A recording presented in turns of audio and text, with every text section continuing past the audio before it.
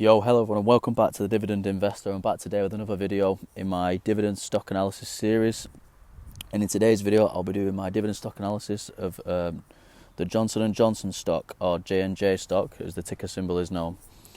Basically just going into the company dividend, going over the dividend yield score on the Simply Wall Street app. Also looking into a bit of the health of the company and just a bit of basic information about the company as well.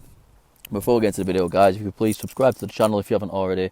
I want to go to get to 1,000 subscribers, and all the help I've had so far from everyone who subscribed, watching the videos and commenting, I can't truly express how appreciative I am. But if you keep commenting more, liking the videos, it boosts the algorithm and it also gets my channel reached out to more people who are interested in the investing world. So yeah, guys, that's enough of the introduction. So obviously the company Johnson & Johnson, obviously a massive dividend king company, market cap over 400 billion US dollars. Researches, develops, manufactures and sells various products in the healthcare field worldwide.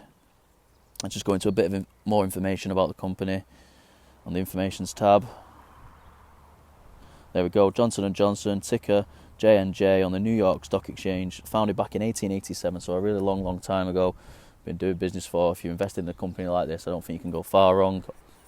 The pharmaceuticals industry, pharmaceuticals and biotech sector, also as I said just then, 477.8 billion market cap. Total number of employees 132,000 across the world. Absolute massive company. Many different locations obviously across the world and on different stock exchanges also. Let's just have a look at a bit of the health of the company now, just to give you a bit of an insight of how they're actually doing. Financial health. So on the financial health check, they get a score 3 out of 6. Johnson & Johnson's short-term assets 45.3 billion exceed its short-term liabilities. So obviously more assets, more money to cover any liabilities they have, such as wages and any that they pay the staff, and obviously what it costs to make the products. The first blotch is the debt to equity ratio is 46.6%, considered high maybe. Also,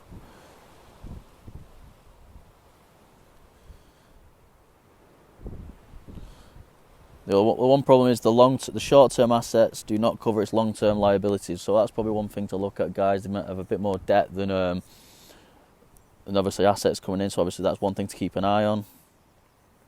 The debt to equity ratio has been increased from 28.5% to 46.6% over the last 5 years. Johnson & Johnson earns more interest than it pays, so the coverage of interest payments is not a concern, which is if it earns more than interest, which is good.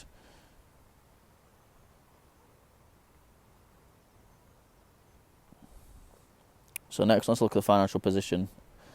You can see there in the short term they have more assets than liabilities, which is by a little bit. Then also in the long term you can see the assets really do outweigh the liabilities a bit, almost double.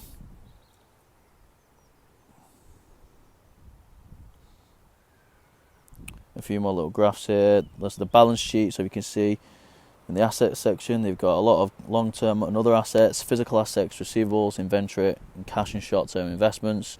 Obviously, the more green you see, the better. Obviously, more liabilities than equity. They do have a little bit of debt, but a lot of companies do have debt. It's not too much to worry about as long as their assets are still covering. It is not too bad. So that's the health of the company, guys. So let's have a look at the dividend now. The dividend, Johnson & Johnson get a 5 out of 6 dividend yield score. What is Johnson & Johnson's current yield and its reliability and sustainability? It's a 2.66% dividend yield. So the first one, it's Johnson & Johnson's 2.66% dividend yield is higher than the bottom 20% of dividend payers in the US market, which averages at 1.87% yield. I've said this on many other videos. The higher the yield is not always the better, guys. I always say to aim between either 3% to 7%. It's probably, obviously, you can make, if you have a couple of other that are higher than that, it's not so bad. You just got to keep your eye on them more, because there's more of a chance that the dividend will be cut. The one blotch on the scorecard, which gives it a 5 out of 6, is it's low compared to obviously the top 25% of the US market. So the top 25% average 5.21% yield and above. Johnson & Johnson's dividends per share have been stable in the past 10 years. They've been paying them a lot longer than that. They've been a lot more stable, so I wouldn't worry about them cutting their dividend anytime soon. Score number 4, the dividend payments have been increasing over the past 10 years. So obviously, again, it's good to have an increased dividend payer. For companies increasing the dividends year after year, that is true dividend growth investing. Score number 5, with its reasonable payout ratio of 58%, Johnson & Johnson's payouts are covered by the earnings. Obviously, we've seen that on the health. They have more assets than liabilities, so they can be able to pay the shareholders regularly. And the final one, 6 out of 6, is Johnson & Johnson's dividends in 3 years had to be forecast to be covered by the earnings. And also a little thing there, guys, which is a good little add to the Simply Wall Street app. You can see when the upcoming dividend payment is. So if you buy in the next 33 days, you can receive a dividend, because the ex-dividend date is on 22nd of March and the dividend payout is on the 9th of June. So if you're looking to buy some Johnson & Johnson, just take note of that.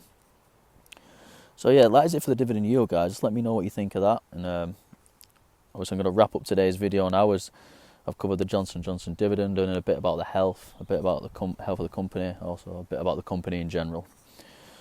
So yeah, guys, let me know what you think of Johnson & Johnson. I'm a long-term holder of Johnson & Johnson. I do want to be getting in on more shares. I think obviously they've had a few little lawsuits over the years with certain products, but they seem to have come out of that now. So let's just see what the future holds for them. Obviously, the company's been around for a long time, and I do see them being a big player in the future as well. So yeah, guys, let me know if you have them in your portfolio as well, if you're thinking about adding them now after watching this video, maybe, or not. But yeah, enough of the rambling now, guys, so I'll leave you to it. Don't forget to like, subscribe, and comment as well, guys. Really gets the channel boosted. Anyway, take care, guys. Peace.